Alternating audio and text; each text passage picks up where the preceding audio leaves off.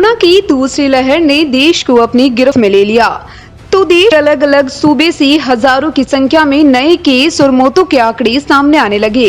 स्थिति ने देश के सियासी परिदृश्य को भी बदल कर रख दिया। एक महीने पहले जहां केंद्र की नरेंद्र मोदी सरकार कोरोना पर विश्व विजय की उद्घोषणा करते हुए गदगद हुए जा रही थी, वो नए संकट से निपटने में विश्व की मदद की आस लगाते दिखी।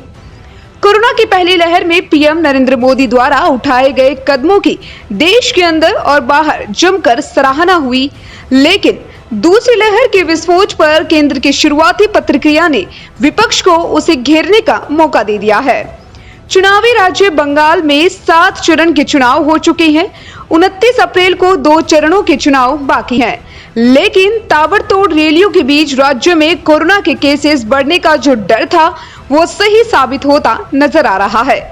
कोलकाता में कोरोना ने अपना खौफनाक रूप अख्तियार कर लिया है।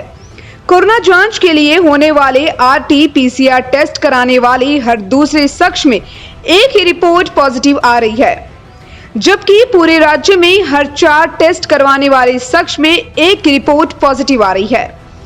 टीएमसी सुप्रीमो ममता बनर्जी ने एक बार फिर बरसते हुए दूसरी लहर के लिए पूरी तरह से प्रधानमंत्री नरेंद्र मोदी और चुनाव आयोग को जिम्मेदार ठहराया है। बनर्जी ने चुनाव आयोग पर लक्ष्मण रेखा लांघने का आरोप लगाते हुए कहा कि वह 8 चरणों में चुनाव कराए जाने के आयोग के फैसले के खिलाफ चुनाव के बाद सर्वोच्च न्यायालय की संविधान पीठ में अपील करेगी।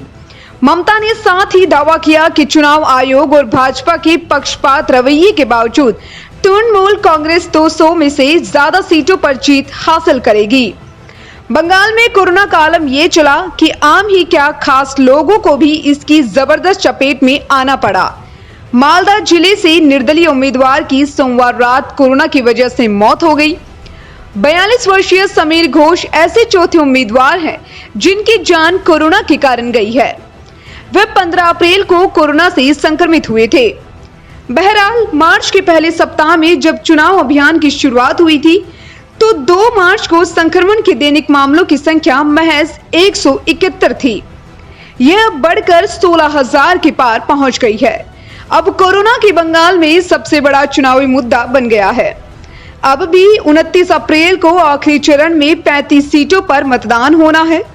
लिहाजा आखिरी चरण की वोटिंग के साथ ही सभी उम्मीदवारों की किस्मत का फैसला भी हो जाएगा। ब्यूरो रिपोर्ट, दी फैक्ट इंडिया।